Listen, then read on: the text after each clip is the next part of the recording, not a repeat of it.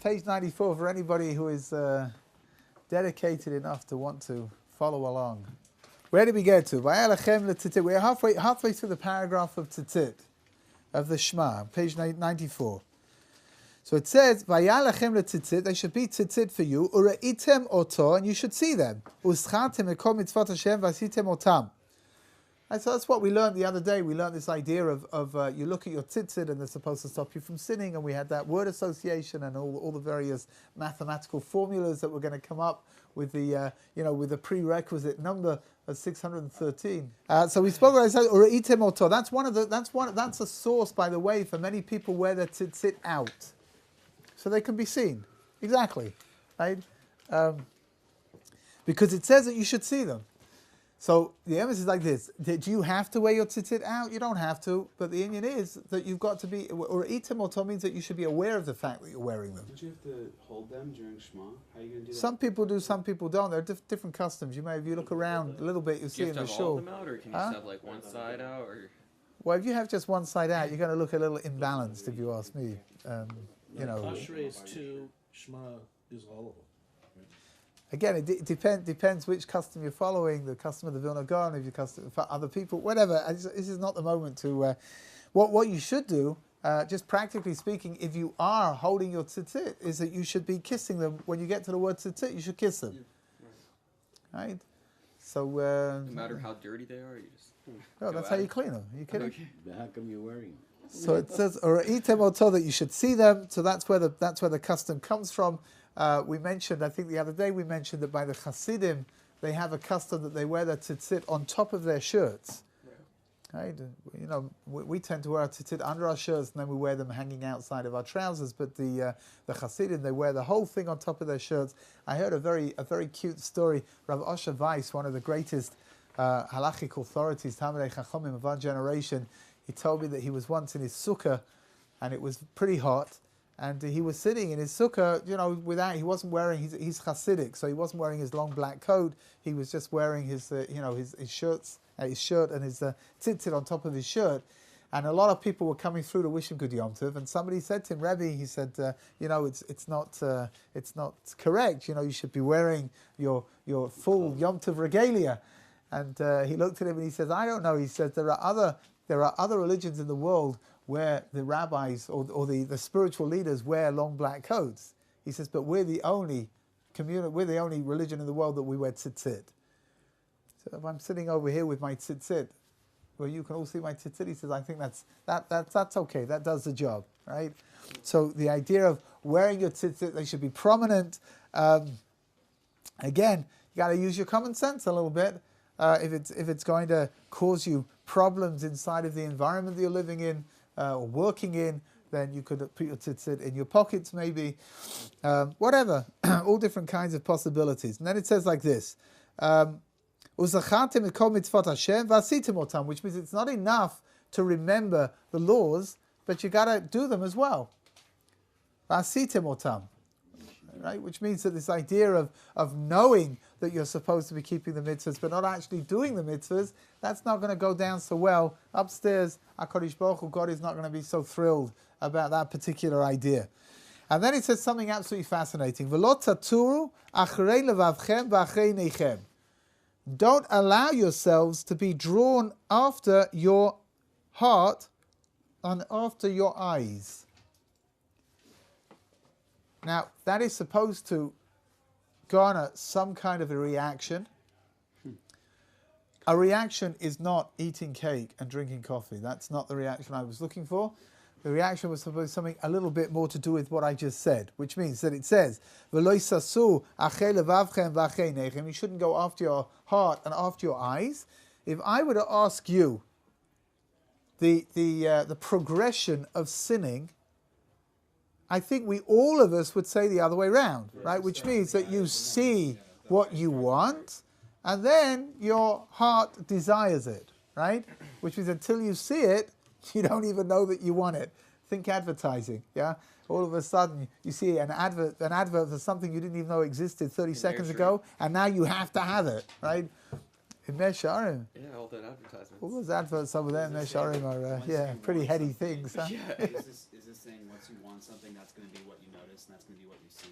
It's interesting. So really, the way that the Mefarshim explain it is like this: that the desire is in your heart already, and once the desire is there, then your eyes will see what it is that you want to see, which is fascinating. In theory, in general, it's very fascinating because you can have two people go into a room, right, and each one will come out having seen something else.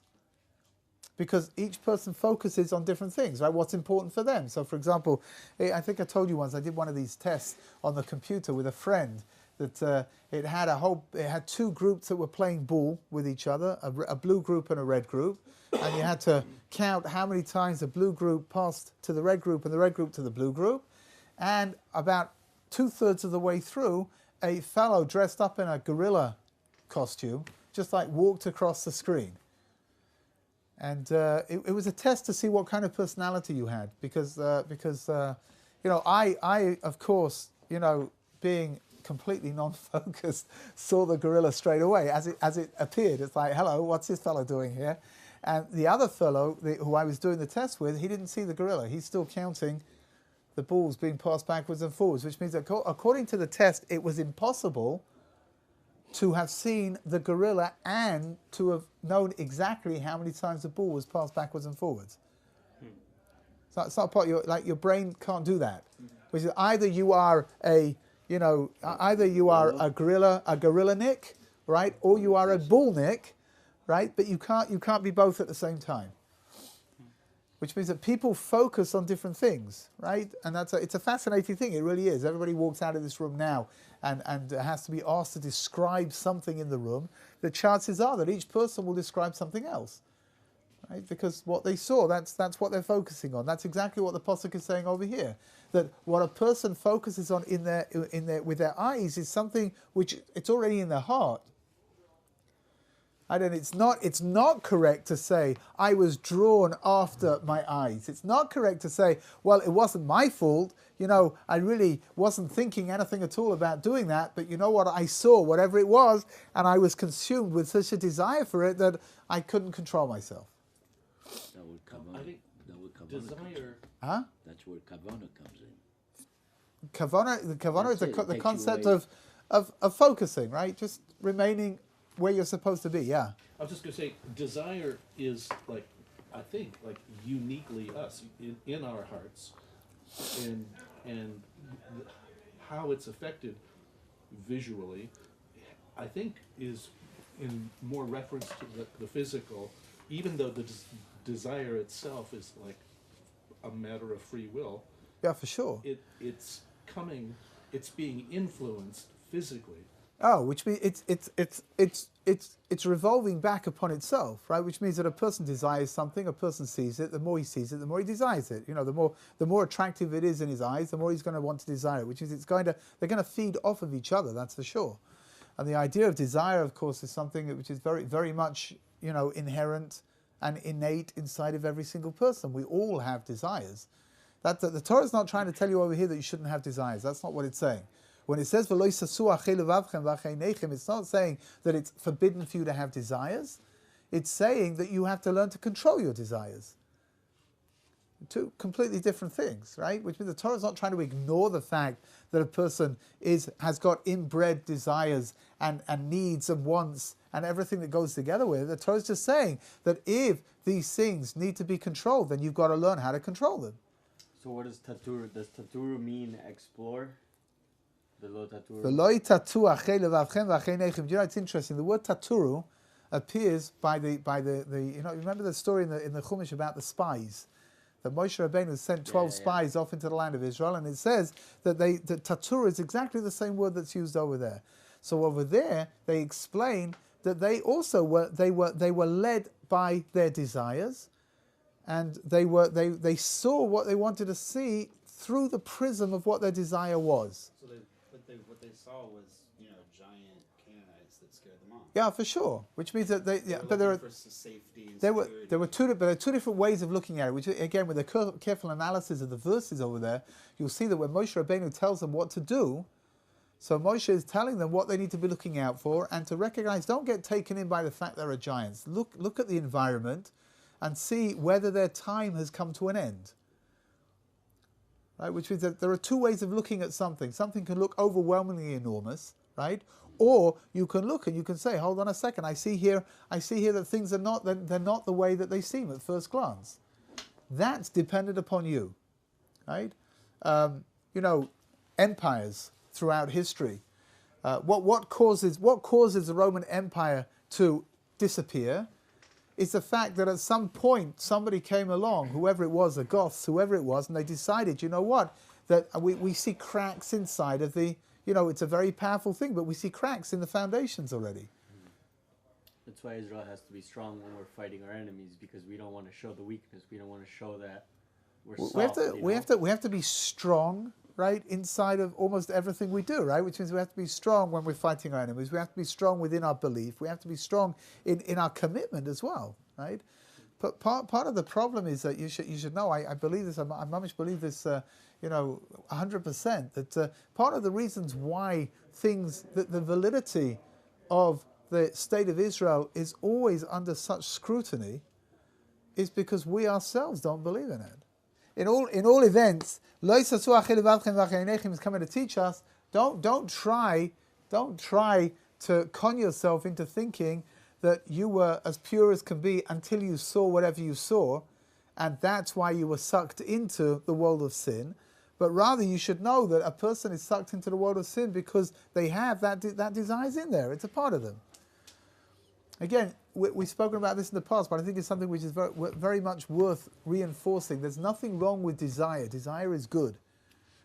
And in very simplistic terms, we populate the world through desire, right? We bring more children into the world through desire.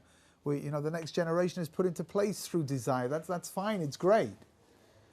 It's over here what we're being taught is not that there's something wrong with desire, but rather we have to learn methods to control the desire. That's all it comes down to. And that really ties in very neatly with this idea we spoke about with tzitzit of the word association and the math. That it's tools that are telling you to hold on a minute, right? I always say like this: your Yetzer Hara, your evil inclination, is like your spiritual credit card, right? A spiritual credit card. What is somebody once defined a credit card as being something that lets you buy things you don't want with money you don't have to impress people you don't like. In debt that you can't afford. For sure, right? Your Yetzer Hara is your spiritual credit card. What's it doing? It's saying, here, have immediate satisfaction. Enjoy yourself now. We'll make a payment plan. It's fine. Forever. Whatever you want. We'll spread out the payments, for eternity. Just it's fine. Just sign on the dotted line over here. So I always say like this, that's the most beautiful idea. It says like this: the angel comes and fights against Jacob. It's one of these bizarre moments in the Chumash, right? What happens? They fight all night, and at the end of the night, when Yaakov has finally overcome the angel, he says to him, by the way, he says, what's your name? So there's like this quintessentially Jewish moment in the Chumash where the angel says to him, what do you need to know that for? I mean, is he Jewish or what, right? Jews always answer questions with another question, right? The angel is Jewish, it's got to be, right? What's your name? Why do you need to know that? That's an age-old Jewish joke, right? Why do Jews always answer questions with another question? I don't know. Why do they do that? What's pshat? So it's the most incredible idea. The sages say that the angel is the evil inclination. That's Sarah Shal Esav, it's a Yetzer Hara, it's a Malach HaMoves, it's an evil inclination. So when the evil inclination, when you ask the evil inclination, what's your name, and the evil inclination says, why do you need to know that? That's his name. Because the only defense, the only argument that the evil inclination can give you to do something is, what do you need to know that for? What are you getting involved for? Stop it. Yeah. I always tell everybody, if a person's overwhelmed with a desire to do something, and just stop and ask yourself why. And if the only answer you can come up is with because, or why are you asking, right? That's a Yetzer Hara, that's exactly. You ever heard of YOLO? Yeah. YOLO? What's that? You only live once. It's like a rapper sang it, and it became like this coined phrase. Good, great, right? How's You that? only live once. How's that for justification, right? Fantastic. Why am I gonna do it? YOLO. And then YOLO, you only live once. Good. But it's funny because if you only live once, then you would think that you'd be more careful and more considerate of consequences. But YOLO implies that because you only have one life, risk it all right now. Like, it doesn't make any sense at all. There is a beautiful story they tell from many years ago. There's a city down south past Beersheba called Yerucham. And Yerucham in its day was set up by the Labour Party, and it was very anti-religious. And the mayor of Yerucham was he was like a pinko communist, you know. He was like almost communist in his leanings, very, very anti-religious. Anyway, so there was a religious community, small religious community living in Yerucham, and the mayor would not give them land to be able to build a mikveh. Now, the most fundamental part of a Jewish community is a mikveh, right, which allows for Jewish continuity. Right? The laws of family purity, everything that goes together with it. The nearest mikveh was over an hour away through terrain that was pretty dangerous because there were some nomadic tribes that were wandering around over there. It was a pretty dangerous thing to do. So they came and he would not budge. He wouldn't give them the land. So finally they came to Yerushalayim. They sent a delegation to Yerushalayim to somebody called Rabbi Yudalevich. Rabbi Yudalevich was known as the Maggid of Yerushalayim. He was very, very eloquent. And they came and they said to him, Rabbi, we want you to come down and speak to the mayor, convince him that he could give us the land for a mikveh. So he told them, okay, he would come. And they arranged that the next week they would send a taxi to come and pick him up and take him down there, bring him back.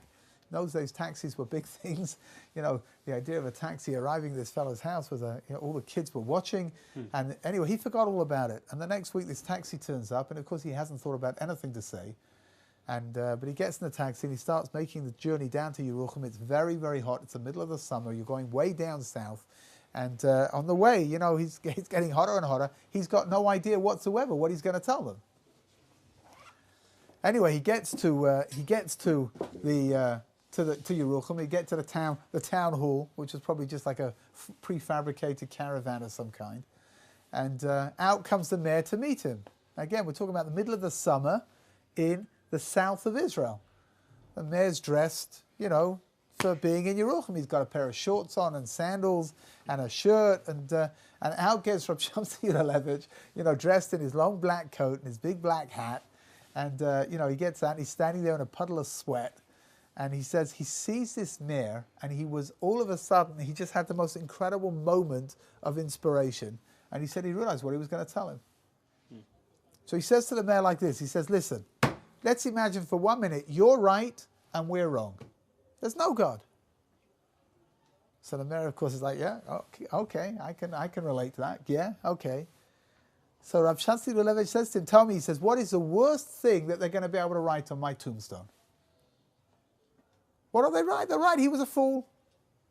He could have enjoyed all the pleasures of the world, and he didn't do it because of a mistaken belief system. The mayor's got this big smile on his face. Yeah, good. And then he says, let's imagine for 1 second I'm right and you're wrong. What are they going to write on your tombstone? And there was a few moments of complete and absolute silence. And then Rav Shabtai Levich says to the mayor of Yerucham, he says, I can give you a ticket into the world to come. So you don't have to change your lifestyle. He says you just have to give the land to be able to build a mikveh in Yerucham. He says, at the age of 120, you'll get upstairs, and God's going to say to you, did you keep my Torah? And you'll say no. And God's going to say to you, did you learn my Torah? And you'll say no. And God's going to say, why should I let you in? Bless you. Why should I let you in? And you can say, because I gave the land to build the mikveh in Yerucham. And he's going to say, really, that was you? Psst, come straight in. What happened? Not only did he give the land, but he paid for the mikveh to be built as well. What's Pshat? Pshat's very simple, it really is. Inside of every single Jew, there's something called a Pintele Yid. That little spark in there somewhere. We would all like to not have to keep the mitzvahs, right? We would all like to be able to have a life which is unfettered and where we can do whatever we want and get into the world to come as well. For most of us, it's a problem because for most of us, we're not going to be able to give the land to build the mikveh in Yerucham, right? So that means that we're left with the old-fashioned way of having to do this, which is having to keep the mitzvahs and not being drawn after the various desires that we have inside of our heart, but rather to do what God wants us to do. Look, we're going to stop over here in Mitzvah Hashem. I'm sorry for ending up on such a musri note. I didn't mean, Khalila, to suggest that you should keep the mitzvahs.